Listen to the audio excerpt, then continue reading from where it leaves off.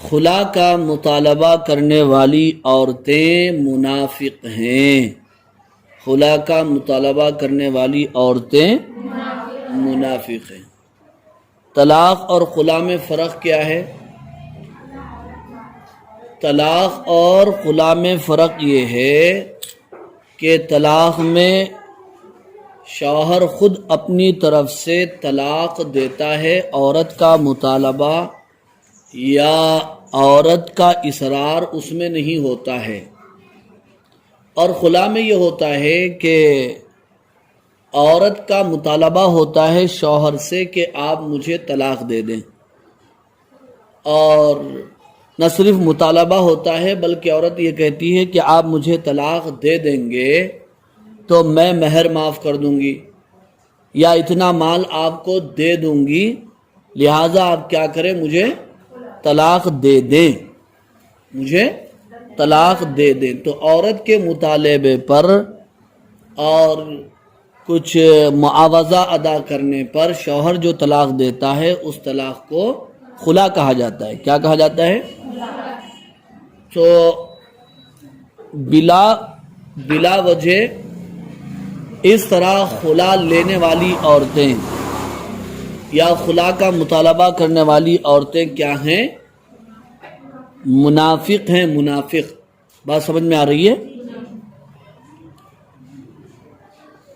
وعن ابی ہریرہ رضی اللہ تعالی عنہ ان النبی صلی اللہ علیہ وسلم قال المتنازعات والمختلعات ہن المنافقات، رواہ الترمذی۔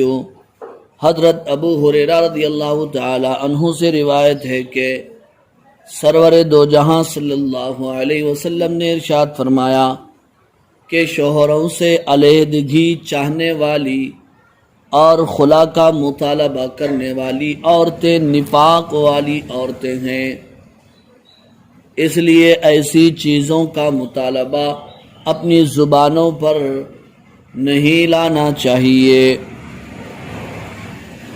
اللہ جل شانہ نے مردوں کو عورتوں کی طرف اور عورتوں کو مردوں کی طرف محتاج بنایا ہے۔ مرد اور عورتیں ایک دوسرے کے محتاج ہیں، ایک دوسرے کے ضرورت مند ہیں، فطری طور پر بیاہ شادی کرنے پر مجبور ہیں، دونوں بھی شادی کے لیے مجبور ہیں۔ شریعت مطہرہ نے یعنی پاکیزہ شریعت نے انسان کے فطری تقاضوں کو پامال نہیں کیا، بلکہ ان کی رعایت رکھی ہے۔ اسلام نے زنا کو حرام قرار دیا ہے، اس لیے نکاح کرنا شرعاً محمود اور مستحسن ہی نہیں بلکہ بعض حالات میں واجب ہے۔ نکاح کرنا محمود اور مستحسن اچھی بات ہی نہیں بلکہ بعض حالات میں کیا ہے؟ واجب ہے۔